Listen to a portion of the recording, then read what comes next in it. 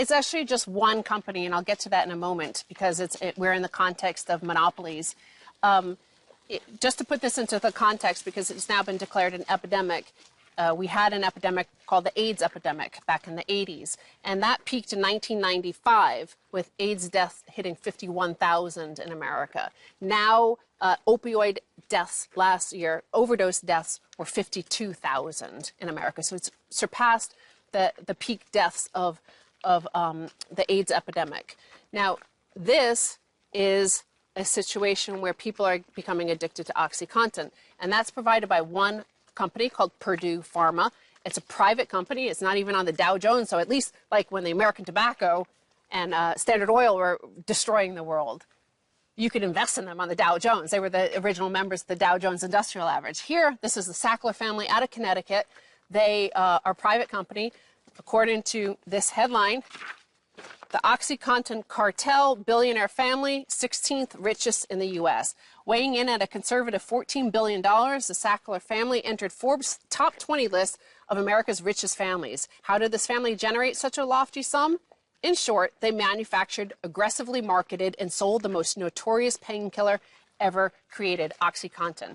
Now, remember I told you that American Tobacco, the Duke family, they controlled 80% of the tobacco distribution in America.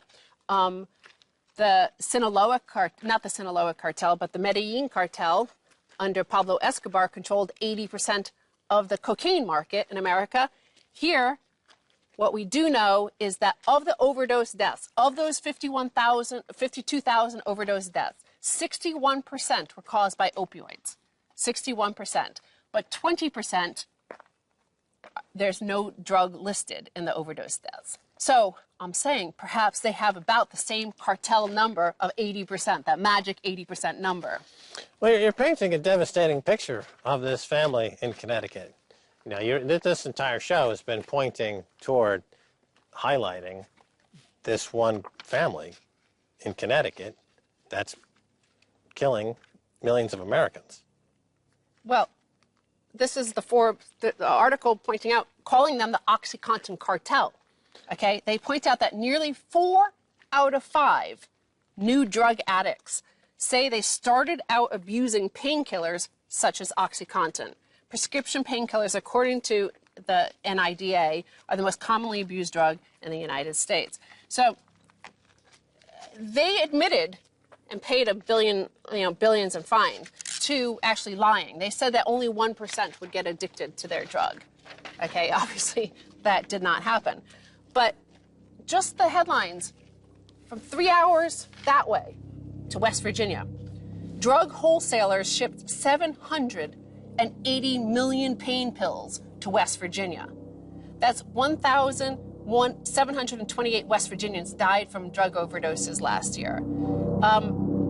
Well, I mean, it's very painful because when you hear a story like this about, you know, your fellow countrymen being murdered by someone else living in the country, you know, your heart goes out to you and you think that the risk is spread out over a number of different companies or a number of different individuals. But to hear that there's one central protagonist in this mass slaughter of Americans, this one family in Connecticut, it's quite disturbing.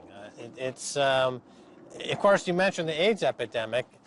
The gay and lesbian community was mobilized, and they were brilliant at mobilizing politically, and they, of course, were able to mobilize the media to come to the rescue of their fellow community members. But nobody's helping these poor white people. I want to point out, because this is important, I actually have it in my notes here, is that during the HIV epidemic, remember Reagan famously laughed to those journalists when he laughed that this was a gay problem. He thought this was like, he mocked it. And the media and the activists changed the story. Now, the Beltway media, after this Trump election, they are mocking remorselessly those who are dying from these from opioid epidemic. So they're calling them scumbags and thugs and racists, and they deserve to die. Yeah, and there's nobody in that community like a Harvey Milk or other genius gay and lesbian leaders to mobilize effectively against this plague, the gay plague as it was called. There's an opiate plague in America, and people on the mainstream media are laughing in these poor people's dead faces.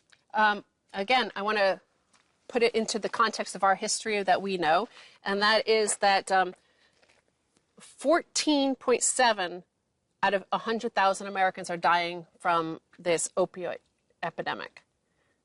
When you were in New York City during the crack cocaine epidemic, that was 2 out of 100,000 dying. So it's way worse than that crack cocaine epidemic in terms of the sheer numbers. And who's his family?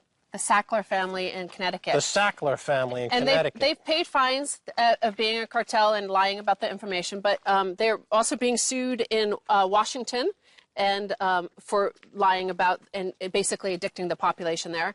But here's another one town in West Virginia that you don't see this as cartel behavior. 9 million oxy pills to one pharmacy in a town of 392 people were sent. 9 million for 392 people in just 1 year. All right, well, we got to go. That's going to do it for this edition of the Kaiser Report with me, Max Kaiser, and Stacy Herbert.